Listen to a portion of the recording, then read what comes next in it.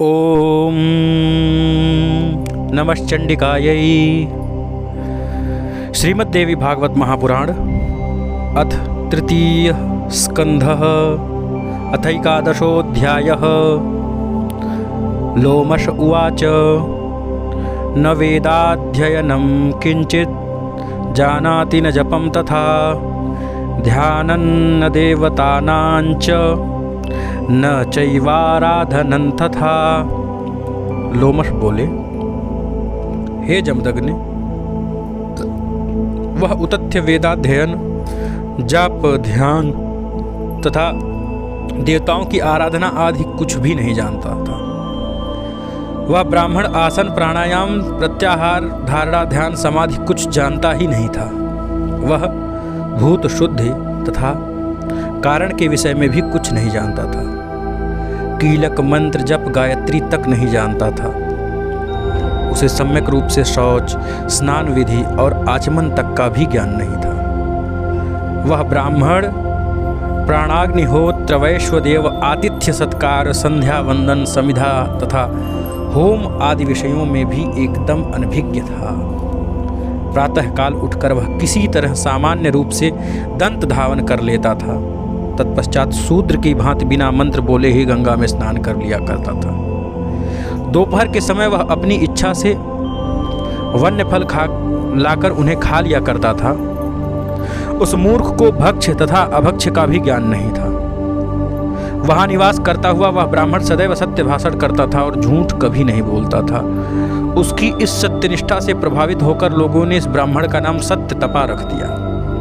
वह न तो कभी किसी का अहित करता था और न ही अविहित कार्य ही करता था। वह यही सोचता हुआ निडर होकर उस कुटीर में सोता था कि मेरी मृत्यु कब होगी। मैं इस वन में दुखपूर्वक जी रहा हूँ। मुझ मूर्ख के जीवन को धिक्कार है, अतः मेरा शीघ्र ही मृत्यु हो जाए। दैव ने ही मुझे मूर्ख बनाया, इसके अतिरिक्त कोई अन्य कारण मुझे जान नहीं पड़ता। उत्तम कुल में जन्म ग्रहण करके भी मैंने अपना जीवन व्यर्थ गंवा दिया।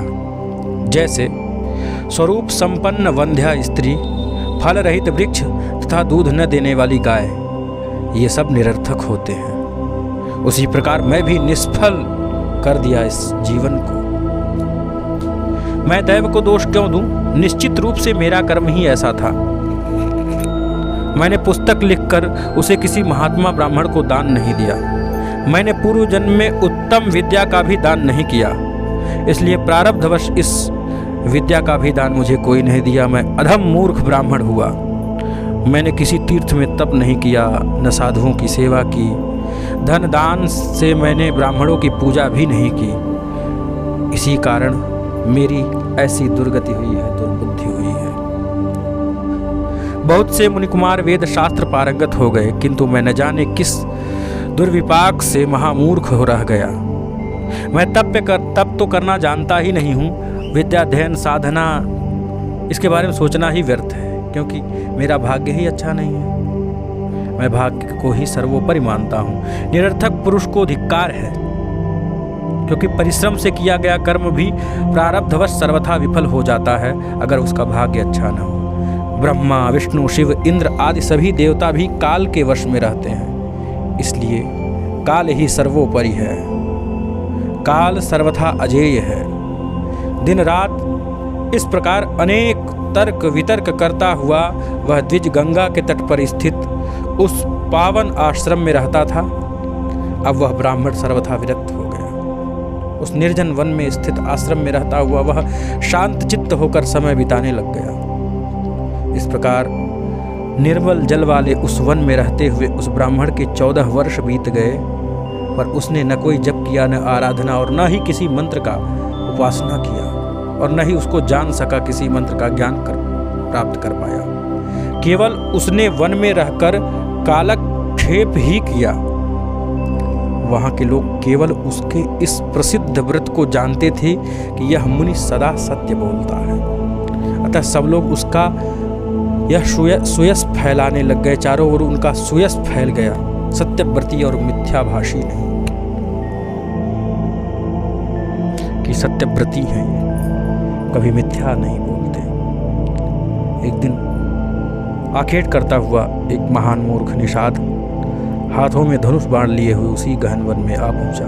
यमराज के समान शरीर तथा भीषण आकृति वाला वह निषाद आखेट करते समय वध कार्य में बड़ा ही कुशल जान पड़ता था।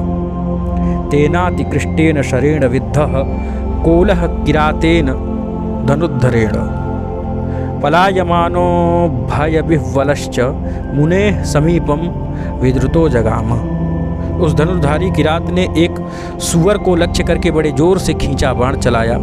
तब बाण से विधा हुआ वह सुअर भयभीत होकर भागता हुआ उस मुनि के समीप जा पहुंचा। जब वह सुअर आश्रम के परिधि में पहुंचा तो भय से कांप रहा था और उसके शरीर से रक्त बह रहा था। उस बेचारे को इस दशा में देखकर उस समय सत्यव्रत मुनि अत्यंत दयार्द चित्त हो गए। रक्त से सराबोर शरीर वाले उस आहत सुअर को अपने आगे से जाते हुए देखकर दया के अतिरेक से कांपते हुए मुनि ने बिंदु रहित सारस्वत बीज मंत्र ऐ का उच्चारण किया। उन्हें इसके पूर्व न तो इस मंत्र का ज्ञान था और न ही उन्होंने कभी इसे सुना था। दैव योग से उनके मुख से यह मंत्र निकल पड़ा। अब भी उन विमूढ़ को ये मालूम नहीं था कि यह सारस्वत बीज मंत्र है। वे महात्मा सत्यव्रत मुनि तो उस घायल सुअर के शोक में डूबे हुए थे। इसी बीच बाण की पीड़ा से अत्यंत संतप्त तथा कांपते हुए शरीर वाला वह सुअर कोई दूसरा मार्ग न पाकर सत्यव्रत के आश्रम मंडल में प्रविष्ट होकर कहीं झाड़ी में छिप गया। थोड़ी देर बाद कान तक खींचे धनुष को धारण किए हुए दूसरे काल के समान विकराल देह वाला वह निषाद राज भी सुअर को खोजता हुआ मुनि के आश्रम के निकट आ पहुंचा। वहां कुशासन पर बैठे हुए अद्वितीय सत्यव्रत मुनि को देखकर व्याध ने प्रणाम करके उनके सामने खड़े होकर पूछा कि हे द्विजराज, वह सुअर कहाँ चला गया? मैं आपके सत्य भाषण के प्रसिद्ध व्रत को जानता हूँ, इसलिए पूछता हूँ कि मेरे बाण से घायल हुआ वह सुअर किधर गया? मेरा सारा परिवार भूख से पीड़ित है। मैं उनकी क्षुधा शांति की इच्छा से यह कार्य कर रहा हूँ। यहाँ पर मैं आया हूँ। हे विप्रेंद्र, विधाता ने मेरी यही जीविका निर्धारित की है। इसके लिए मैं अपराधी नहीं हूँ। इसके अतिरिक्त मेरे पास कोई दूसरा साधन नहीं है। मैं यह सत्य कहता हूँ। अच्छे बुरे किसी भी उपाय से अपने परिवार का पालन पोषण तो निश्चित रूप से करना ही चाहिए। आप सत्यव्रत हैं, अतः मुझे अब सच सच बता दीजिए। मेरा सारा कुटुंब भूख से व्याकुल है। अतः हे विप्र, मैं आपसे पुनः पूछ रहा हूँ कि मेरे बाण से घायल हुआ वह सुअर किधर चला गया? आप मुझे शीघ्र ही बता दें। उस व्याध के इस प्रकार बार बार पूछने पर महात्मा सत्यव्रत मुनि ने बड़े असमंजस में पड़ करके मन में सोचा कि अब मैं क्या करूं जिससे मेरा सत्यव्रत न नष्ट हो और मुझे यह भी न कहना पड़े कि मैंने उसे देखा नहीं है। तुम्हारे बाण से घायल वह सुअर भाग गया, यह मिथ्या भाषण कैसे करूं? और यदि इसे सच बता देता हूं तो क्षुधा से आतुर होकर बार बार सुअर को पूछ रहा है, अतः उसे खोजकर अवश्य ही मार डालेगा। वह सत्य वास्तविक सत्य नहीं है जिससे किसी भी जीव की हिंसा होती हो, तथा वह सत्य भी सत्य ही है जो दया से युक्त हो। वह असत्य भी सत्य है जो दया से युक्त हो। जिसके द्वारा प्राणियों का कल्याण हो वही सत्य है और इसके विपरीत सब कुछ असत्य है। इन परस्पर विरोधी प्रसंगों में मेरा हित कैसे हो? मैं क्या उत्तर दूं जिससे मेरी बात झूठी न हो? लोमश मुनि ने कहा कि हे ब्राह्मण, ऐसा विचार करते हुए वे सत्यव्रत मुनि धर्म संकट में पड़ गए और व्याध को यथोचित उत्तर न दे सके। बाण से आहत सुअर को देखकर मुनि सत्यव्रत के द्वारा जो करुणा युक्त ए शब्द उच्चरित हुआ, उस अपने बीज मंत्र से प्रसन्न होकर भगवती शिवा ने उन्हें दुर्लभ विद्या दे दिया।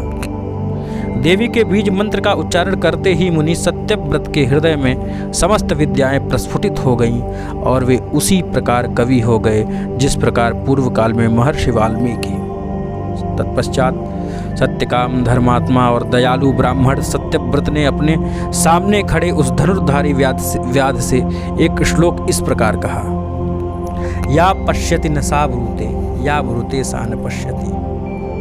अहो व्याधः स्वकार्यार्थिन किम पृच्छसि पुनः पुनः। कि जो आँख देखती है वह बोलती नहीं और जो वाणी बोलती है वह देखती नहीं, अतः अपने ही प्रयोजन की सिद्धि में तत्पर हे व्याध तुम बार बार क्यों पूछ रहे हो। उस मुनि के ऐसा कहने पर पशुओं का वध करने वाला वह व्याध उस सूअर से निराश होकर अपने घर को लौट आया। इस प्रकार वे सत्यव्रत नामक ब्राह्मण दूसरे वाल्मीकि के समान कवि हो गए और समस्त लोकों में प्रख्यात हो गए। तत्पश्चात उन सत्यव्रत ब्राह्मण ने सारस्वत बीज मंत्र का विधि पूर्वक जप किया और पृथ्वी तल पर पंडित के रूप में अत्यधिक विख्यात हो गए।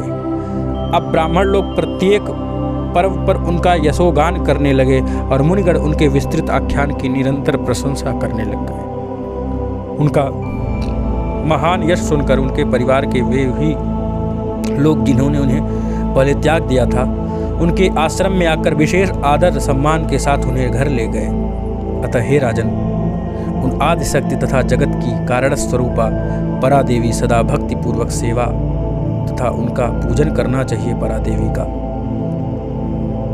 हे महाराज, आप मेरे द्वारा पहले ही बताए गए सर्व काम प्रदायक अम्बामख का अनुष्ठान वैदिक विधि से संपन्न किया। नियम पूर्वक उसको संपन्न कीजिए और वे भगवती का स्मरण करने, पूजा करने, श्रद्धा पूर्वक ध्यान करने, नामोच्चारण करने तथा स्तुति करने मात्र से ही वह प्रसन्न हो जाती हैं, सभी मनोरथ सिद्ध कर देती हैं, इसलिए वे कामदा कही गई हैं। हे राजन, रुग्ण, दीन, क्षुधा पीड़ित, धनहीन, शठ, मूर्ख, दुखी, शत्रुओं से सदा प्रताड़ित, आज्ञा के अधीन रहने वाले दास, क्षुद्र, विकल, अशांत, भोजन तथा भोग से अतृप्त, सदा कष्ट में रहने वाले, अजितेंद्रिय, अधिक तृष्णायुक्त, शक्तिहीन तथा सदैव मानसिक रोगों से पीड़ित रहने वाले प्राणियों को देखकर बुद्धिमानों को यह अनुमान कर लेना चाहिए कि इन लोगों ने भगवती की सम्यक उपासना नहीं की। इसी प्रकार वैभव युक्त, पुत्र पौत्रादि से संपन्न, हृष्ट पुष्ट शरीर वाले,